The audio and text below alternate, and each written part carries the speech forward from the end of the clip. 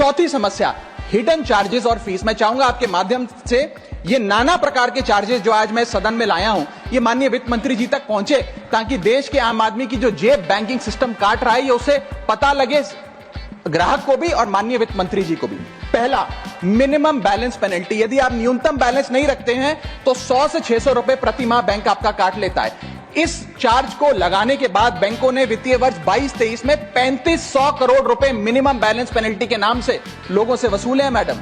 दूसरा charge, extra ATM usage. आपको ATM transaction के लिए 2 से 3 की मोहलत मिलती है, 2 से 3 की इजाजत मिलती है बैंकों द्वारा। अगर आप चौथा 5वां ट्रांजैक्शन कर लें तो हर ट्रांजैक्शन पे 20 रुपए एटीएम चार्ज आपको देना पड़ता है। इनएक्टिविटी फी 100 से 200 रुपए सालाना, यानी कि अगर बैंक आप बहुत ज्यादा अपना अकाउंट यूज नहीं करते हैं तो बैंक इनएक्टिविटी के नाम पे भी चार्ज लगा देता है। फिर बैंक स्टेटमेंट आप मंगवाते हैं तो बैंक स्टेटमेंट इशुएंस चार्जेस के नाम पर आपसे 50 से 100 रुपए लेता है। फिर आप कहते हैं हमें एसएमएस अलर्ट के माध्यम से मेरे बैंक के खाते में क्या आ रहा है उसकी जानकारी मिले, तो एसएमएस अलर्ट चार्जेस के नाम पर भी प्रति क्वार्टर 20 से 25 रुपए आपसे लिया जाता है। ऑनलाइन पेमेंट करेंगे एनईएफटी की तो ट्रांजैक्शन फी भी ली जाती है। जबरदस्ती आपको पहले लोन बेचते हैं और फिर उसके बाद लोन प्रोसेसिंग फी के नाम पर 1 से 3% लोन अमाउंट का काट लेते हैं। और जब आपकी किस्मत ठीक चल रही हो और आप समय से पहले अपना लोन बकाया जो है उसका भुगतान करने बैंक पहुंच जाएं तो loan pre closure charges, early payment penalty के नाम पर भी बैंक आपसे पैसा वसूलता है। साधारण सा सिग्नेचर बदलवाना हो, नॉमिनी की डिटेल्स बदलवानी हो,